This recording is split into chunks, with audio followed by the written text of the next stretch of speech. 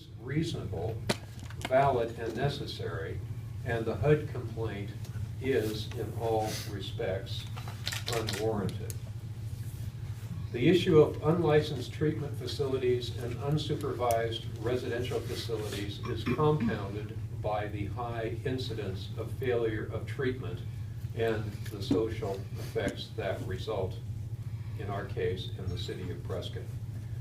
The Prescott City Council will receive a briefing on the complaint at a special meeting open to the public at 2:00 p.m.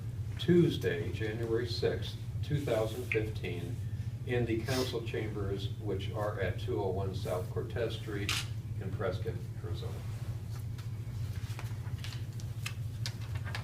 So we provided copies of the press release, excerpts of which I just read, and also for the information of the media, the complaint, the full complaint, all the documents comprising the complaint that were received from Housing and Urban Development.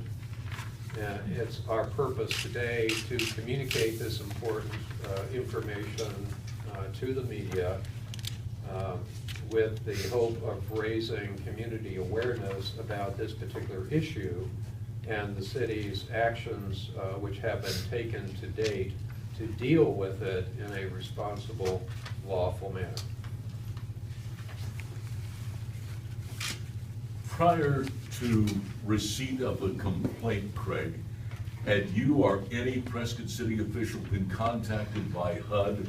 Had anybody questioned the ordinance that was passed locally here in Prescott?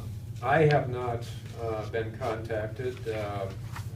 As far as the city attorney and the police chief or community development, they might want to respond to that as well. This came to our attention, was delivered yesterday. The first we heard about any, we hadn't, I'll even go broader, we have not received any complaints from anybody about the ordinance. Individuals. Any individuals, any operators, no government, no state government agency, no federal government agency. So this came to us yesterday. How does the city respond to this? Well, I can address that. I think the process is this complaint begins an investigation by HUD. So we have a response that we will provide to HUD. You'll see in the letter that the response, initially the response was due, I think, January the 2nd.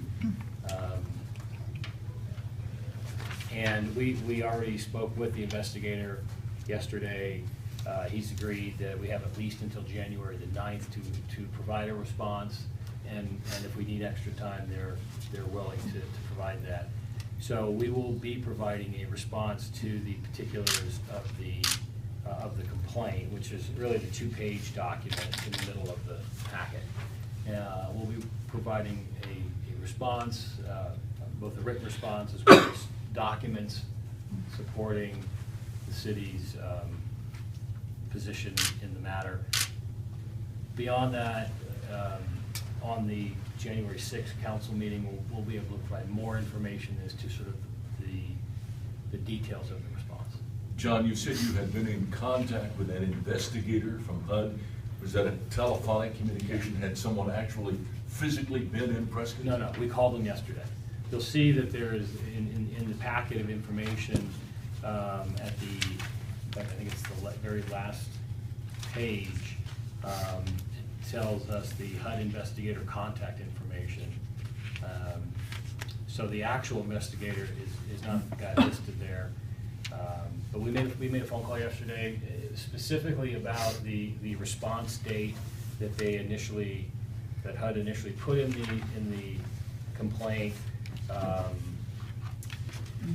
think where is it? And it was a fairly short time frame turnaround, and given the holidays and everything, and also given the fact that the council needed to be briefed on this before we could finalize the complaint, we called and asked for more time, and they were willing to give us more time to file the response. How is a complaint like this generated? Normally, if I were going to file a complaint with Chief Monahan's police department, I would have to have some allegation to bring forward. Did HUD bring forth any allegations here? Well, the complaint, here is from the Assistant Secretary for Housing and Equal Opportunity.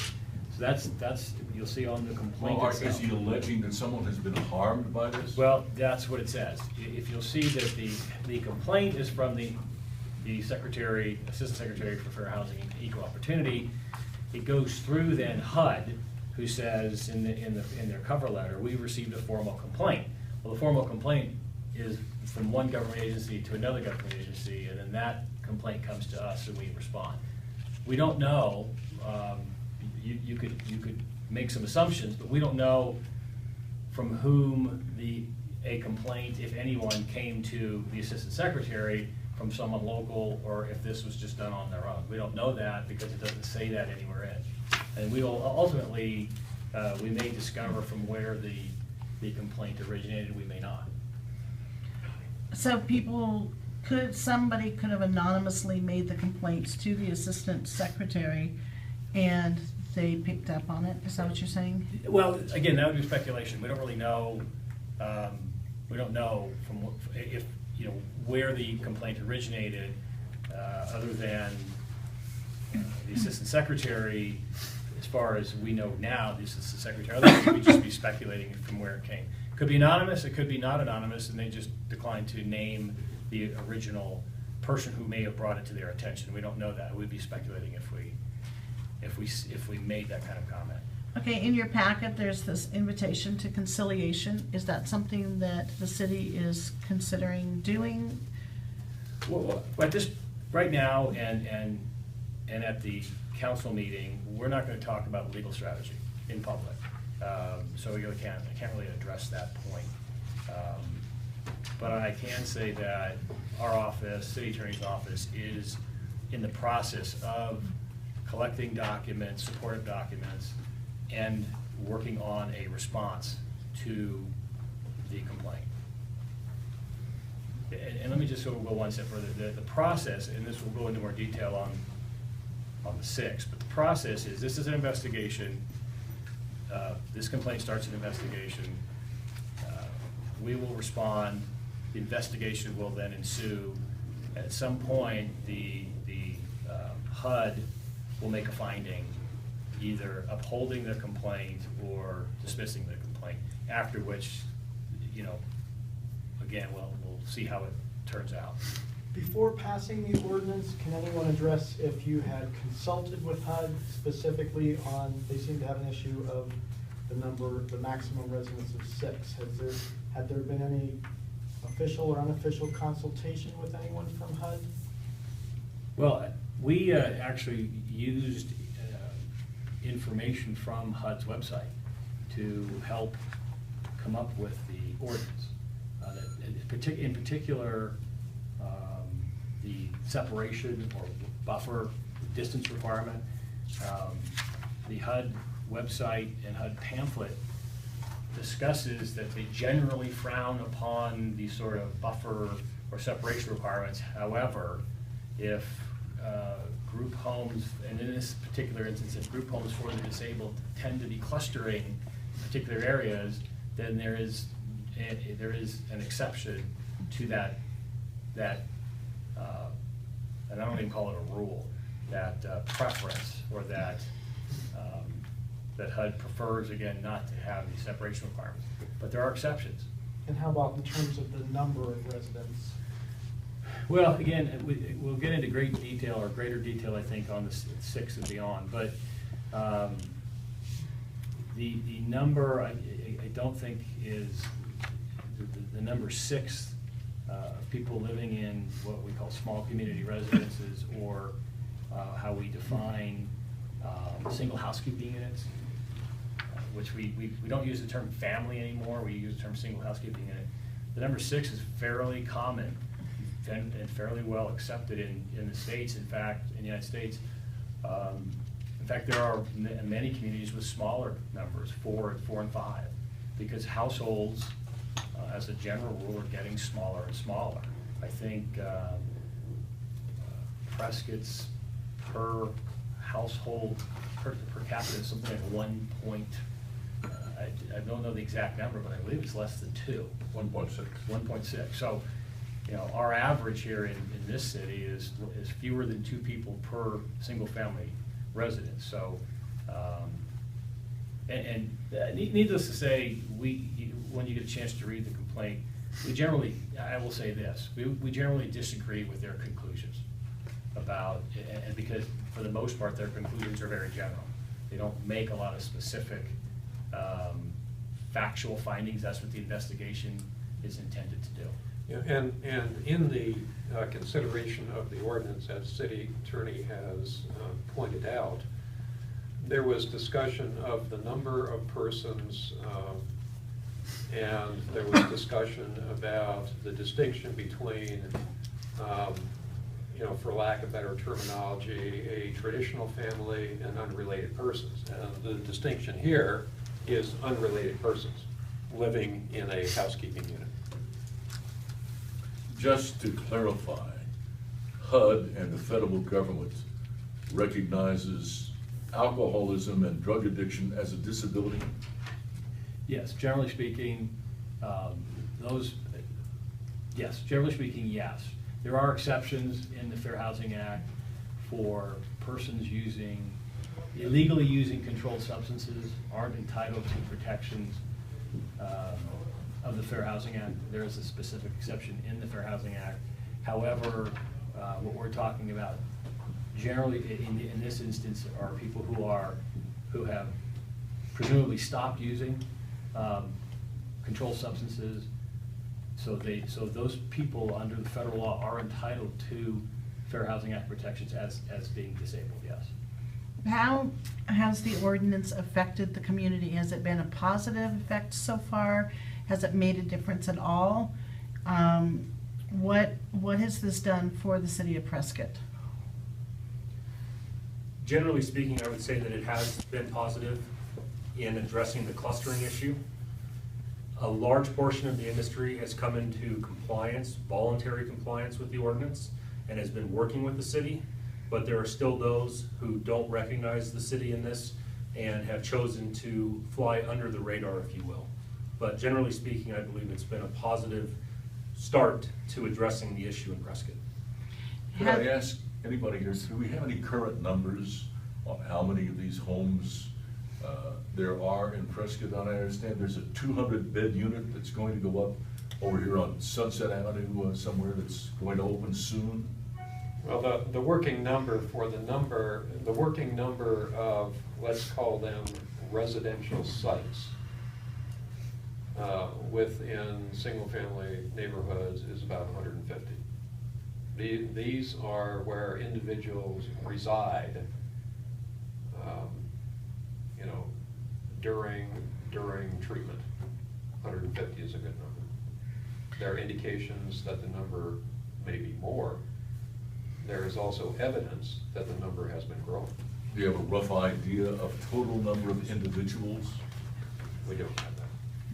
Has it affected the crime rate at all in the city of Prescott and some of those concerns? In looking at calls for service and then the contacts that my officers make, we run into individuals that are using the services of the industry on a consistent basis. And so, you know, whether there's been a spike in the crime rate, I don't know that we can say that, and I don't have those numbers right in front of me, but it's consistent. What mayor and council have done for the police department, and code enforcement is now under the police department, is we've got a tool that created the dialogue. And like Councilmember Arnold said, now the industry and a large number of the industry people are communicating with us on a consistent, regular basis. That's a good thing. But at the same time, the ordinance attempted to address issues that were creating quality of life issues within our neighborhoods, which we were hearing. That was generating calls for service to the police department when neighborhoods were being affected. And so this is an attempt by the city to balance the needs of the industry with the needs of our neighborhoods. And the police department, unfortunately, is caught right in the middle of that because the citizens reach out to us for that support. Chief, would you say your officers have frequent contact or increasing contact with rehabbers? We have consistent, frequent contact. That doesn't mean that there's arrests associated with that, but my officers are bumping into people within, that are using the industry on a regular basis. And has this ordinance specifically done anything to reduce that, the contact from people, residents, not necessarily the homes, but residents in nearby the houses and stuff, as far as, because I remember there were tales of, syringes being left on lawns and that kind of stuff. Has that been helped? Has that been reduced? Right, what the ordinance, a big part of the ordinance has done for me at the police department is it's provided a way to dialogue with the industry and to have industry work to police themselves in some way. So that complaints such as blocking the roadway or clustering or blocking a sidewalk while they're waiting for whatever the services, those complaints can be addressed by industry managers. And what that does is for those members of the industry that don't want to dialogue with us, we begin to identify, well, who can we work with on a better basis for the betterment of all of Prescott, not just the industry. So this is not about throwing people in jail or anything like that. This is about getting people to work together.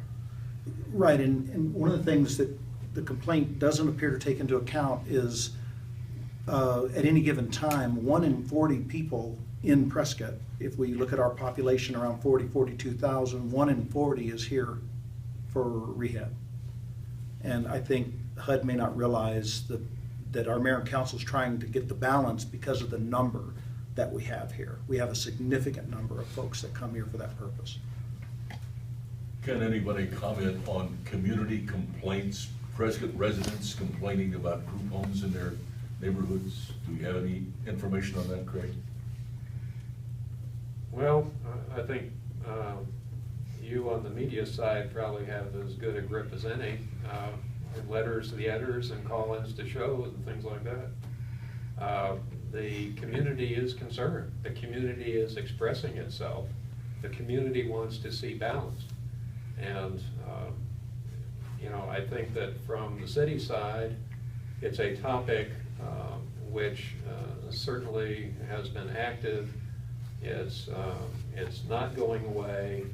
It requires continual work on the part of city government just to deal with understanding that there is a framework of federal and state laws here. But, I think it suffices to say, as the chief has said, that the encounters, the contacts, the issues, the concerns, the comments are frequent and certainly not decreasing. For council members that are here and the mayor, do you find that the community has responded well to this ordinance, that they appreciate your efforts, and also do you support the city going forward and defending it? Well, you know what, and more to his question, as council and mayor, we get letters, we get personal visits, and these stories just really tear at you when they hear what's going on right in that neighborhood. I wish the HUD secretary would come here and not just write a letter to us, come here and experience what our residents have been going through. The problem of the saturation of group homes in Prescott needs to be addressed. It is being addressed, and this city is going to continue to act locally on this local problem. The federal government can either choose to work with us or against us, but as a city council and city, we're going to work with all the involved parties to fix this problem. It's a local problem, and we're taking care of it. Then to address part of your question, the elected body, we are in a different role than the enforcement and management side. Mm-hmm. It's only natural that citizens of our community, that collectively we know so many because of being a small town and being here a long time.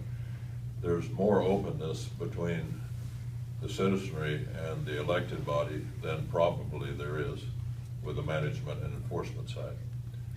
The complaints that I hear on a regular basis, and to summarize it, I guess, is most people are want to know how much is enough. What does a town of 40,000, what is our responsibility? How many do we accept in our community that are here for treatment? But is there a balance? In my opinion, we don't have a balance. If you was using that 1 in 40 in a town of 100,000 people, maybe there'd be more dispersal. But I think what our citizens are interested in is all of a sudden we've created two values of homes in the same neighborhood. The home that is used as a home, a house,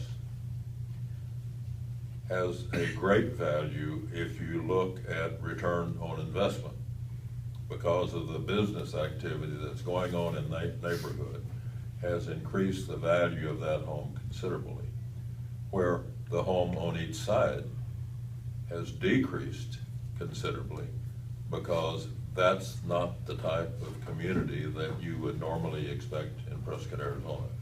We didn't become the community that we are and the quality of life that we project by having that type of neighborhoods.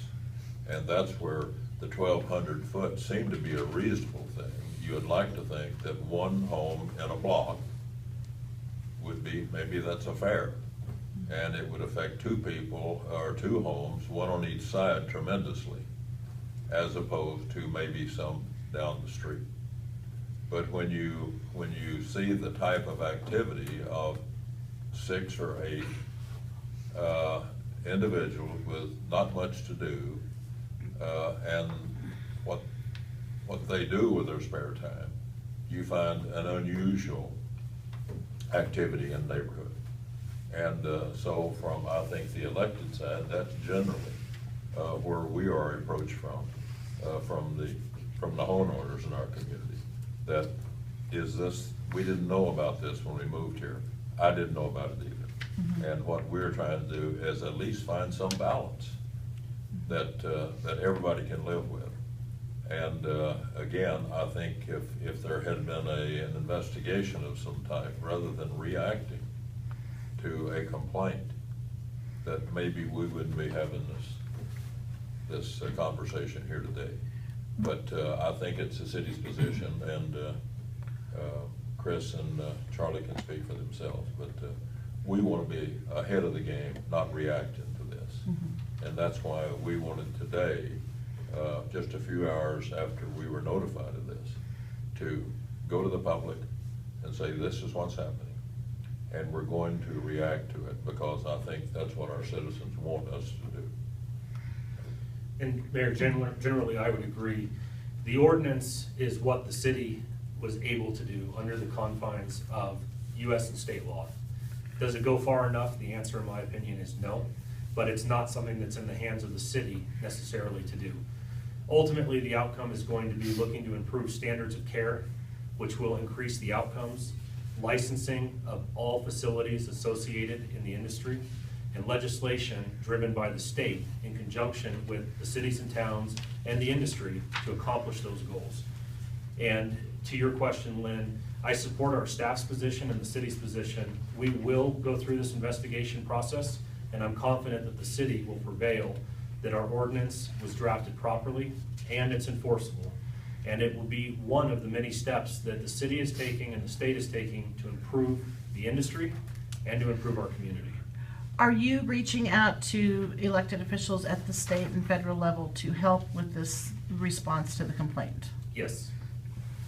And when I say yes, I'm speaking with, I don't want to speak for everybody, but collectively, the answer is yes. We are working with our elected officials in those other positions to address some of the issues that we are facing.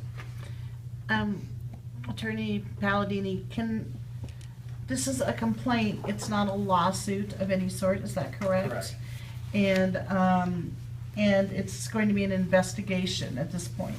Correct. The complaint allows us to respond, or provides an opportunity for the city to respond to the specific allegations or specific conclusions that you see in the complaint, primarily on page 2